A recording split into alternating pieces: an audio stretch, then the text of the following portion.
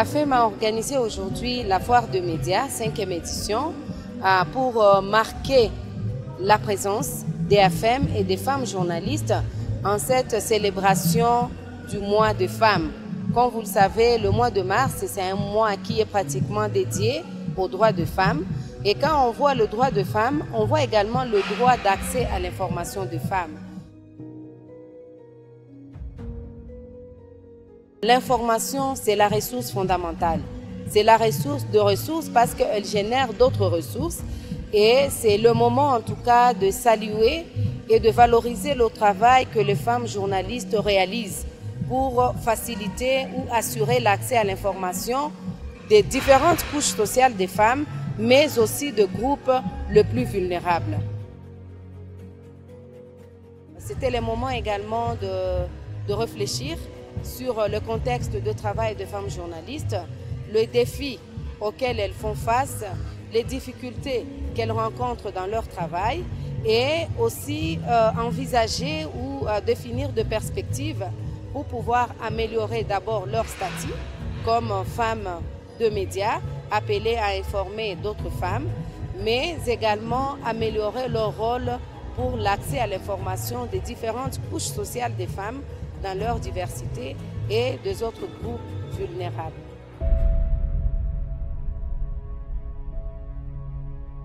Il m'a été demandé de faire une présentation sur ce que doivent faire les femmes journalistes pour accéder à l'information des personnes vulnérables. Alors, j'ai d'abord commencé par définir qui est vulnérable par rapport au contexte mondial et par rapport au contexte de la République démocratique du Congo. La première des choses que j'ai recommandé, c'est d'abord aux femmes journalistes de s'actualiser. Pourquoi s'actualiser? Pour connaître les différents concepts utilisés par ces personnes vulnérables-là. Et du coup, ça nous remet en question. Ça nous renvoie au fait que nous avons besoin de séances de renforcement des capacités pour telle ou telle personne, groupe vulnérable, parce qu'ils sont nombreux. Quand on m'a demandé de faire le tour des stands, je me demandais qu'est-ce que je veux visiter. Parce que nous sommes habitués à faire le tour des stands où on trouve des oignons, on trouve des carottes, on trouve des bananes. Mais cette fois-ci, on a fait le tour des stands où on a trouvé les produits des journalistes. C'est vraiment une richesse devant laquelle je me suis retrouvé.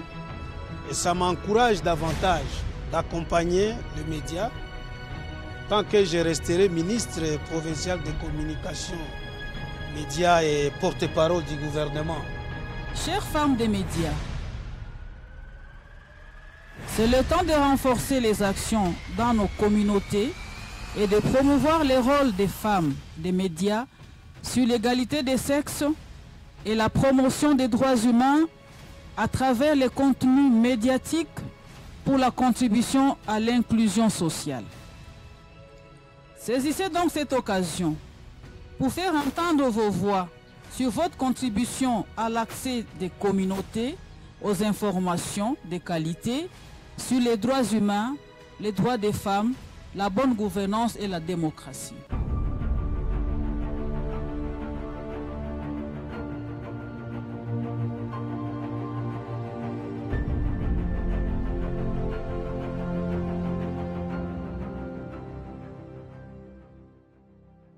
Et il y a des hommes aussi qui témoignent sur moi aujourd'hui à la RTNC même.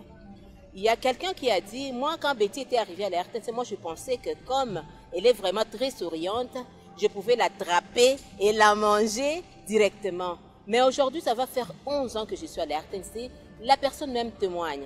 Voilà pourquoi je dis qu'il faut avoir seulement confiance en soi-même d'abord. Je me rappelle même quand j'étais à l'école primaire, on nous disait que toutes les femmes ont un homme quelque part qui étudie pour eux et les femmes négligeaient les études. Du coup, quand je me suis lancée dans la presse écrite, on disait non, les femmes ne sont pas fortes. Pour une femme de réussir dans la presse écrite et en ligne, c'est très difficile. Mais moi, j'ai tenu bon. Et 5 ans après, je me suis sentie une femme en tout cas capable et j'avais produit beaucoup d'articles. Que les infrastructures inadaptées et les informations non non accessibles sont des défis majeurs pour les personnes aveugles ou malvoyantes. On a aussi effectué un constat, on a remarqué que la plupart de ces personnes ne sont pas informées de leur cas et c'est par rapport au manque d'informations que vous pouvez trouver encore aujourd'hui différentes stigmatisations dans notre société. Alors il était important de tenir informé tout le monde et d'essayer un peu encore une fois de réveiller la conscience de la population pour voir que toutes ces personnes-là, nous sommes tous les mêmes et il n'y a pas à dire que tel, étant donné qu'il a atteint tel handicap, n'est plus important pour la communauté.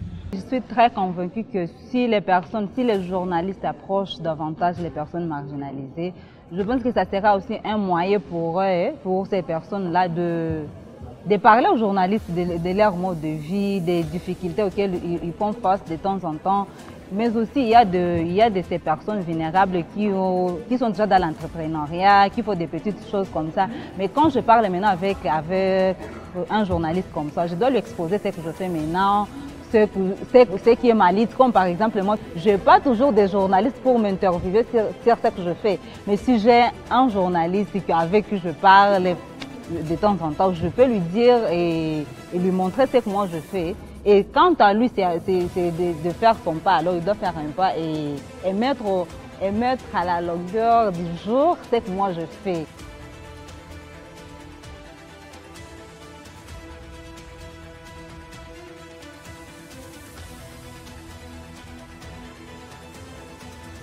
Et moi, je n'aimerais pas qu'on pense que la femme journaliste n'est là que comme un ornement. Pour planter les décors, pour orner nos studios et nos plateaux de télévision. Nous devons capitaliser les atouts de la femme pour qu'elle contribue à l'avènement du développement. Pour les femmes journalistes, je commence par les féliciter pour leur courage et leur bravoure. Je les encourage dans leur travail pour leur dire qu'il y a de l'espoir. Il y a aujourd'hui beaucoup de progrès, il y a un grand pas qui est franchi. On trouve de plus en plus de femmes journalistes, directrices, responsables de médias, chargées des programmes, rédactrices en chef. Et donc, l'espoir est permis. Leur demander également de continuer d'apprendre parce que l'excellence, c'est le perpétuel apprentissage. De continuer d'apprendre et de les inviter surtout aussi à la solidarité.